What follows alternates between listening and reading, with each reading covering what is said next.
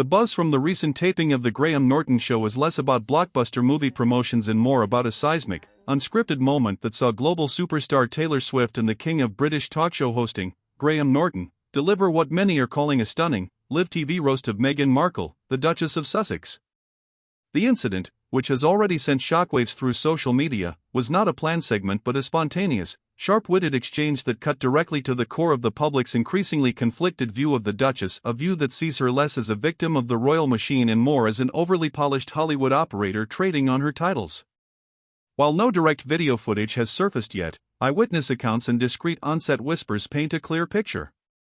The conversation, ostensibly about a different celebrity's recent public gaffe, reportedly took a sudden, pointed turn when Norton, with his trademark mischievous grin, offered a perfectly timed, throwaway line about someone mistaking the desire for fame with the need for privacy.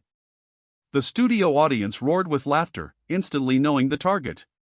But it was Taylor Swift's reaction that sealed the moment's viral destiny. The singer, whose own relationship with media scrutiny is notoriously complex, didn't just laugh. She reportedly leaned into her microphone and added a cutting, forward quip about the subject's unrelatable $75 candle, a clear, direct jab at the Duchess's new, high-end lifestyle brand and its perceived disconnect from reality. The sheer star power and cultural currency of the two participants transforms this single, shared moment of levity into a powerful cultural indictment, a sign that the carefully curated narrative of victimhood has finally worn thin, even among her own celebrity peers.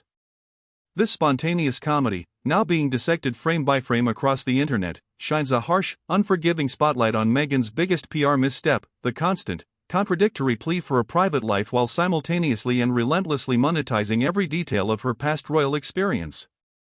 The public mood, evidenced by the audience's immediate, knowing reaction, has shifted from sympathy to skepticism. Her multi-million-dollar deals with streaming giants and publishing houses are predicated entirely on providing intimate details of the very life she claims to have fled for the sake of her family's privacy.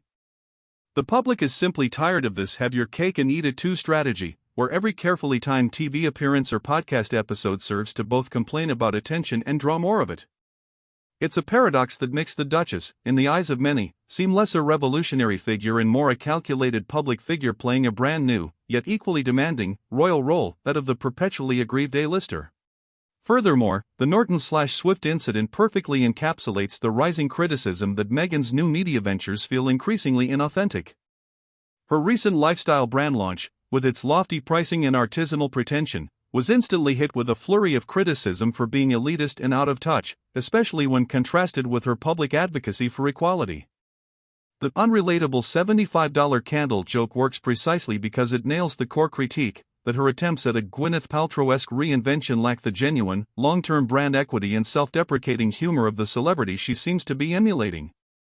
When a cultural titan like Taylor Swift, who has mastered the art of brand building through carefully managed authenticity, calls out a celebrity on their pricing and perceived disconnect, it's not just a joke, it's a very public appraisal of commercial failure. It suggests that the Duchess's calculated moves in Hollywood are being viewed with a cynical eye, even within the elite circle she is so eager to join.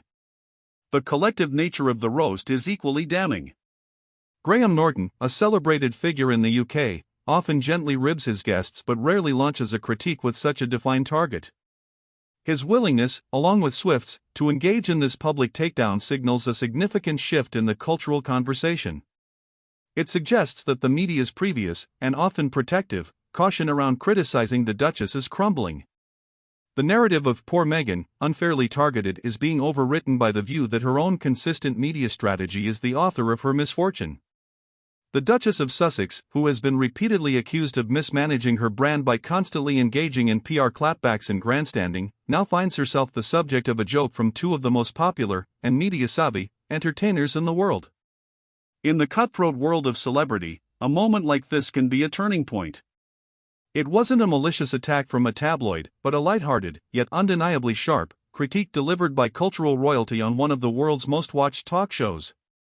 It confirms what many have long suspected, that the calculated vulnerability and constant narrative steering that defines the Sussex brand is now being seen as a transparent, commercially driven performance.